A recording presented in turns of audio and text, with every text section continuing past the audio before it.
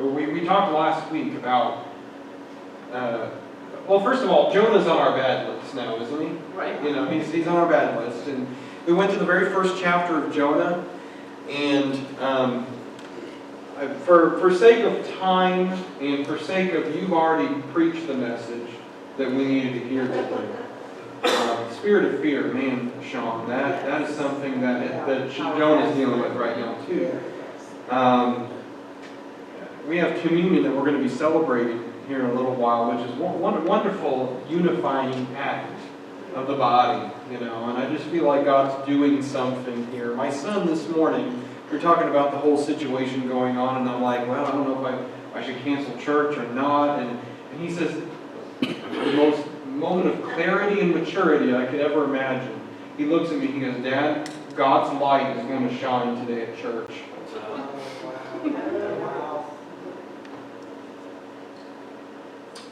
So, quiet means. Gives me a hard time for crying.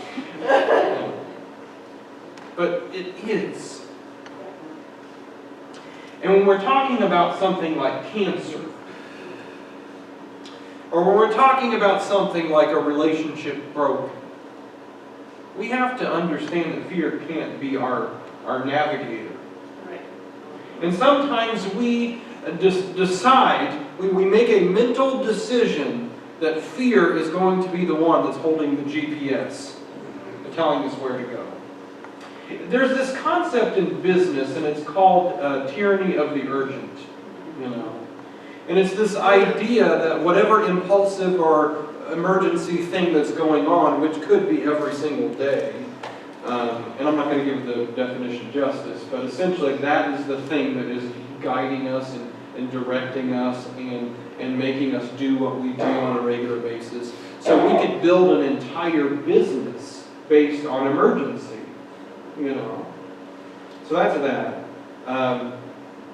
How many times in your life have you done something impulsive and you thought, I'm glad I did that, you know? Afterwards, you're like, I'm so glad impulsively I didn't think it through, and I, you know. Probably not too many times.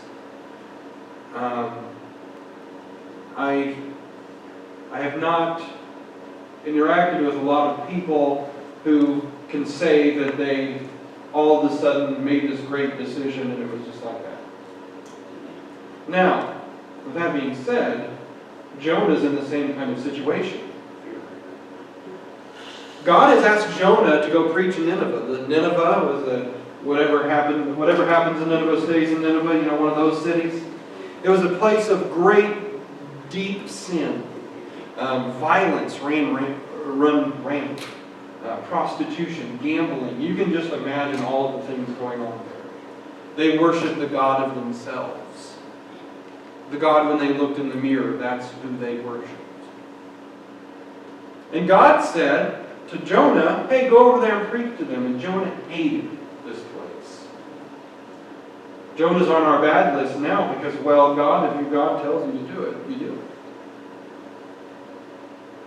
So, long story short, in summary of last week, he was thrown over the boat because he went and got in the boat, he went the opposite direction because he wanted to do everything in his power he could to run away from what God has asked him to do.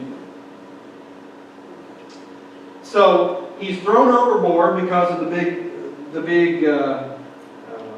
big storm, and the people are going around the boat saying, pray to anybody. I don't care. Pray to your God. Pray to someone else's God. Pick a couple. Let's pray to them. Let's figure out who is responsible for this. And Jonah raises his hand. Well, it's actually the God that I serve, the one true God, the God of Israel. You know, the God who created, by the way, the seas and the land. And you would think that as people hearing that, would think, oh great, you're the reason for this and you can fix it. But the conversation went a little differently than that. And it was more of a conversation that started with the phrase, you mean to tell me? And you fill in the blank. You know.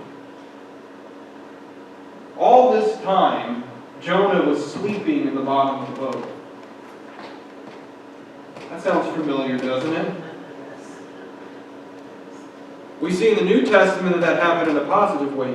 Jesus, he didn't have any fear. He knew that everything was going to be fine. But in Jonah, it's a little bit different of a situation that he's trying to escape. So they throw him overboard because he says, it'll be fine if you do. And we think that Jonah's a great guy for doing that.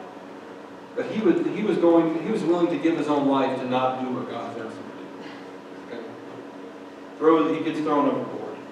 He gets swallowed up by a fish. And here we see his prayer, and I wanted to read this prayer. Because it's one of those prayers that's bargaining with God. Oh Lord, get me out of this situation. Would you do this one thing? I want to show you what God's mercy looks like, even in the midst of his darkness. And I hope, and I'm going to give a spoiler alert here, I hope that at the end of this prayer, something that we realize is that no matter how far away we are from God, he still hears our prayer, and he will come to our rescue and transform us if we allow him to do that work in our lives. Okay, that's the theme today. But now that we have that theme in place, let's for a moment put Jonah aside. Let's not be mean to him today. And let's read the kind of things that he acknowledges about God. Because I feel like if we read his prayer, let's just take him for what he says. I'm not too happy with him right now, but okay, let's go. Let's read chapter 2. And read this prayer and some of the phenomenal things that he acknowledges about God. Sure, later on we see that he just, after he gets spits out on the dry land, spit out on the dry land, that he all of a sudden is no longer acknowledging that anymore. But let's read what he says about God. And I want us, as he acknowledges things, I want him to teach us how we are to interact with our turmoil. Alright? First of all, I'll say this before I get started, is that every one of us who know Jesus as our Savior have come from death to life. We have transformed in a way that would be equivalent to being in complete and utter chaos to order and transformation. So here we go. This is from Inside the Fish. Jonah could have easily just jumped over the boat or been thrown over the boat, died, or maybe swam somewhere, hopefully lived. And he wouldn't have had to deal with any of this. But God brought a fish for discomfort, but also for mercy. Remember those words. From inside the fish, Jonah prayed to the Lord his God. He said, "In my distress, I called to the Lord, and he answered me. From the depths of the grave, I called for help. And you listened to my cry. You hurled me into the deep, into the very heart of the seas. And the currents swirled about me. All your waves and breakers swept over me. I said, I have been banished from your sight, yet I will look again toward your holy temple. The engulfing waters threatened me, and the deep surrounded me. Seaweed was wrapped around my head. To the roots of the mountains I sank down. The earth beneath me barred me in forever. But you brought my life up from the pit." I'm going to repeat that phrase for anyone who didn't catch that. But you brought my life up from the pit, O Lord my God. When my life was ebbing away, I remembered you, Lord, and my prayer rose to you, to your holy temple. those who cling to worthless idols forfeit the grace that could be theirs. Oh, that's a sermon. Mental note. But I, with song of thanksgiving, will sacrifice to you. What I have vowed, I will make good. Salvation comes from the Lord. And the Lord commanded the fish, and it vomited Jonah onto dry land. Did you see what he's acknowledging about God? We're not going to beat Jonah up today. What we're going to do is talk about the different things, and I'm just going to list them. I'm just going to list what he acknowledges. And I want to say before I list what he acknowledges that every single one of these is true. He acknowledges first that we can call out to God. I know that seems very simple. Very elementary. Very like, oh, I knew that already. But did you?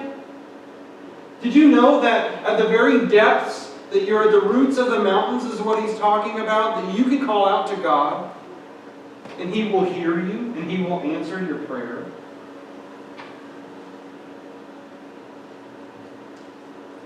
From the depths of the grave I called for help, and you listened to my cry. You hurled me into the depth, into the very heart of the seas, and the currents swirled about all of your waves, and breakers swept over me. Did you know that no matter how far away you are from God, He still wants you to come back to Him? That's lesson number 2.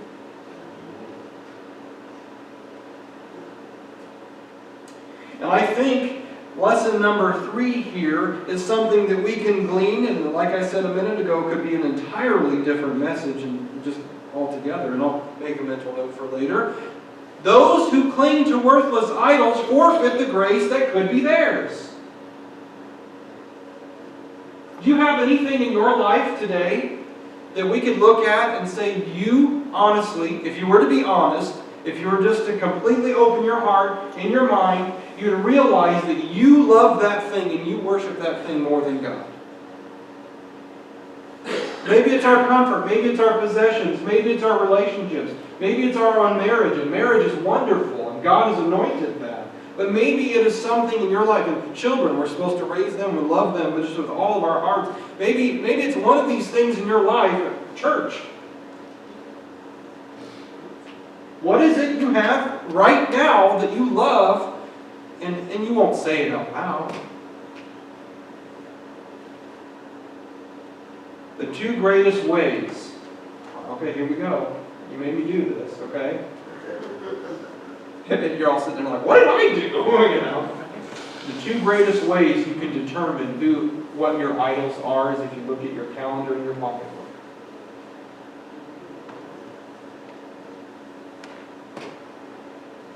I'm just quoting a good friend of mine who is a pastor, so blame it on him for what I'm about to say. That's what I'm saying. And please know the heart of this. I'm hedging before I get here. He said this very interesting phrase that I was thrown back and I had to argue with him a little bit about. He looked straight at me and he says, if you're too busy, you don't believe in God. I'm like, wait, what are you talking about? I love Jesus and I got a lot of things to do. Because that's not what I'm talking about. I'm not talking about having too many things to do. I'm talking about orienting your life in a way that you can avoid what God wants you to do. You see Jonah? Talking about making time, making things, making your influence an idol. I'll move on. When we go through this prayer is said in a way that's like, oh Lord, save me, I didn't know this was going to happen. You start bargaining with God, and you start to tell Him, oh, I will do anything if you just get me out of this thing.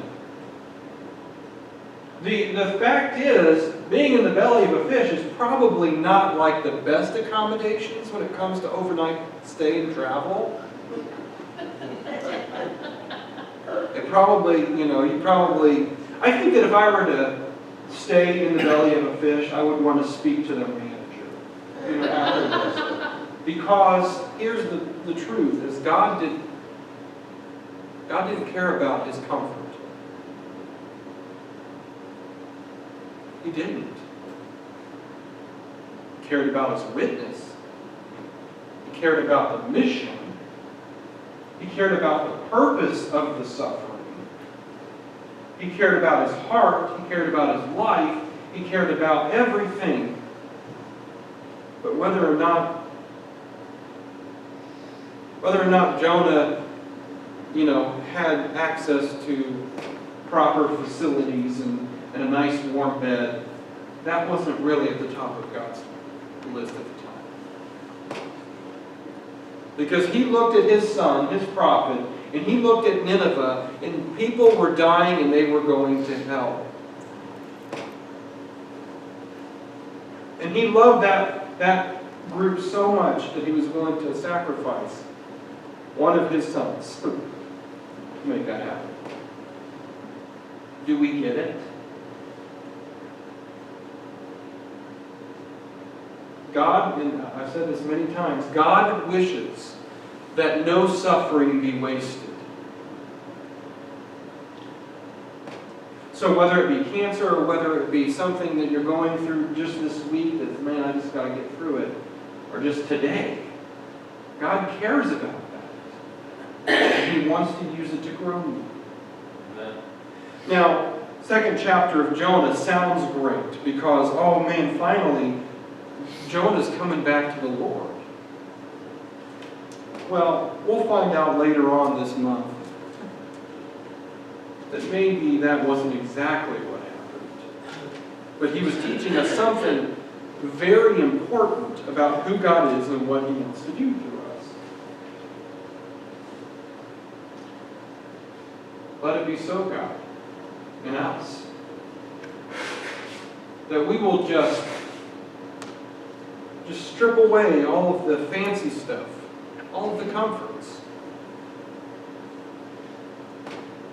But sure, God doesn't mind if you have a nice car. I mean, that's not what he's talking about. But what we are talking about today is that, do we worship that car?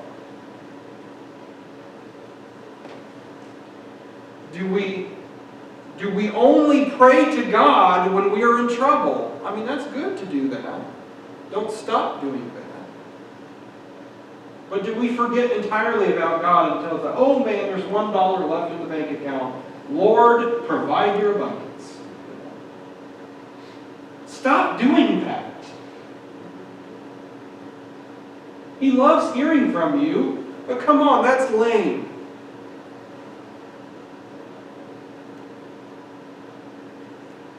What if you were to get up tomorrow morning with everything that you need and just say, thanks, God. I have nothing to ask you for today. I just wanted to say thanks.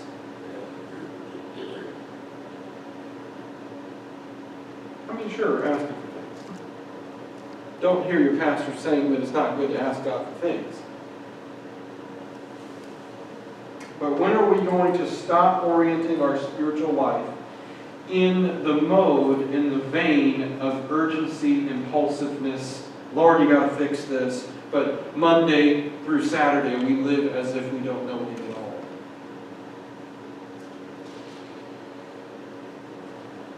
Well, that doesn't apply to everyone. But that's just a warning. I'm going to have the praise team come up. I feel like it's time that we celebrate unity. We're going to have the ushers passing around the elements. And as you take the bread and the cup today, I ask that you reflect on who God is and who he's called you to be. That you start praying prayers of gratitude, that it's not impulsiveness, that you will allow God to work through you despite the circumstances. And what I used to tell a good friend that used to be in our congregation, unfortunately she moved farther away, that you will live in faith despite life. Life happens every day. So as they pass the elements, take that, and I'll get you back here to lead you through those elements.